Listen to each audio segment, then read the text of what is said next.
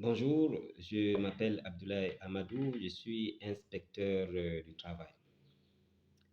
Chers employeurs, vous n'êtes pas obligé de contraindre votre travailleur à signer une demande d'excuse pour le piéger par la suite et le licencier.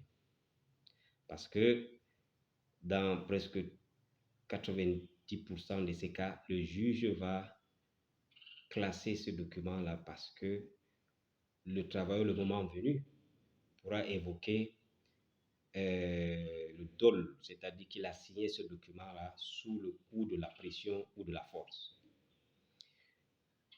Et pourtant, vous avez une méthode sérieuse, scientifique, qui vous permet de piéger votre travail, de l'amener à avouer ses fautes, notamment à travers la demande d'explication. Cette vidéo va donc s'adresser aux employeurs qui va les aider à bien élaborer une demande d'explication. Donc, quelques astuces que nous allons vous donner au niveau des étapes à suivre, la demande même proprement dite sur le plan du fond et sur le plan de la forme,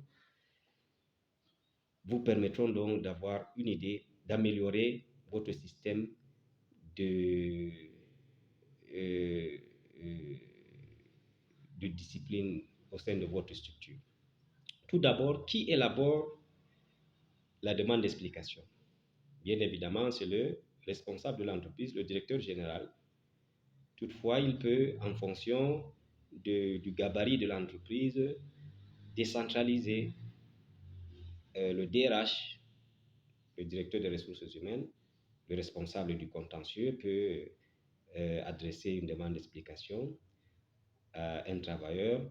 On peut même aller jusqu'au chef d'équipe. C'est même très, très bien recommandé, à condition qu'il soit bien outillé pour cela. Et c'est pour cela que nous faisons cette vidéo-là. Quand est-ce qu'on élabore une demande d'explication?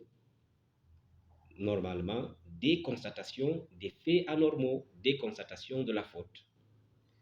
Parce qu'il ne faudrait pas attendre 1 an, 2 ans, quand on a maintenant des problèmes avec un travailleur et chercher à trouver des fautes qu'il avait commises il y a de cela longtemps pour lui adresser une demande d'explication. Non. Dans la pratique, il ne faut pas qu'il y ait plus de 3 mois entre la faute et la demande d'explication, sauf si l'information n'avait pas atteint l'employeur. Prenons un exemple. En fin d'année, on lance des audits, un inventaire dans une entreprise, et à l'issue de cet inventaire, on constate qu'il y a des matériaux qui ont disparu, peut-être en janvier ou en février. En ce moment-là, on peut dire que l'employeur a la possibilité de saisir le travailleur à travers une demande d'explication, parce que c'est en ce moment-là qu'il est au courant de cette prétendue faute. Alors, la prochaine étape, c'est le constat. Le constat, c'est-à-dire du manquement d'une obligation professionnelle du travailleur. Ici, il va falloir que l'équipe des ressources humaines se déploie sur le terrain pour mener proprement dit les enquêtes. Il faut des enquêtes en bonne et due forme afin de recouper les informations, de demander l'avis de l'entourage du suspect, et si possible même recueillir des aveux, des informations écrites. Le collaborateur peut vous dire que, bon, nous, on a vu tel entrer dans la salle tel jour à telle heure, alors qu'en réalité, lorsqu'il y aura confrontation, il va nier cette information. C'est pour cela qu'il faudrait que lui aussi, qu'il donne ces informations-là sur un support écrit. Donc, lui aussi, on peut lui donner une demande d'explication pour expliquer ce qu'il a vu. Et maintenant, grâce à ce document-là, on pourra donc confronter le suspect, lui dire, Monsieur X a relaté, a dit qu'il vous a vu entrer dans la salle dans le magasin, tel jour, telle date, et ressortir avec telle ou telle pièce. Sinon, la victime pourra se retourner contre l'employeur pour fausse accusation ou contre même le collaborateur. Il pourra retourner contre le collaborateur pour dénonciation calomnieuse et ça peut se retrouver devant les tribunaux. Donc, ici, c'est qu'on retient, il faudrait recouper au maximum. Donc, c'est une forme d'audition qu'on mène auprès des travailleurs pour ressortir les informations, les faits. Et ces faits, maintenant, sur le plan du fond, ces faits doivent être précis et on doit rester sur les faits et non sur les rumeurs. Maintenant, la demande d'explication a un délai. Lorsque vous donnez une demande d'explication, il faut préciser le délai. Généralement, c'est entre 48 heures et 72 heures. Et précisez bien que c'est les heures et non les jours, parce que vous pouvez donner une demande d'explication un vendredi à 14 heures.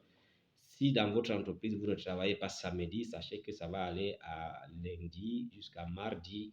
Donc, c'est en termes d'heures que cela va compter et non en termes de jours. La forme maintenant.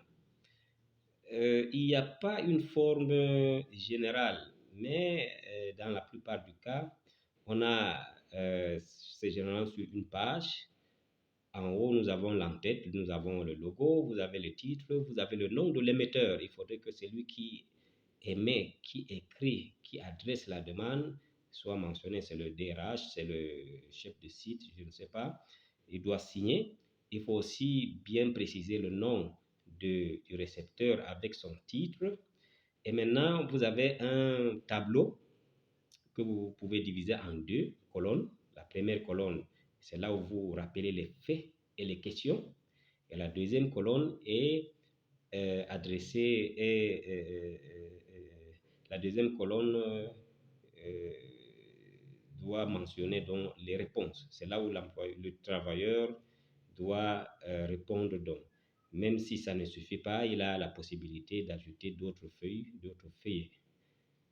Et enfin, toujours au niveau de la forme, il serait préférable parfois, en fonction de l'entreprise, en fonction de l'effectif, impliquer d'autres acteurs dans ce processus-là, dans la demande d'explication. D'abord, les délégués du personnel. C'est important lorsque vous avez beaucoup de travail qui ne sont pas assez outillés, qui n'ont pas assez de culture d'entreprise. C'est bien de les associer aux délégués du personnel. Donc, qu'il sollicite l'avis du délégué du personnel. Lui qui est suffisamment outillé pourra orienter ce travailleur-là. Donc, il faudrait aussi prévoir des cages, des espaces pour les avis, peut-être du supérieur hiérarchique, son supérieur hiérarchique. Il faudrait avoir son avis écrit, l'avis du responsable des ressources humaines et enfin le dernier avis, celui du directeur général. Voilà donc quelques astuces que nous donnons aux employeurs pour bien élaborer leur demande d'explication. À la prochaine pour une autre vidéo, pour une autre thématique, notamment comment un travailleur doit-il répondre à sa demande d'explication.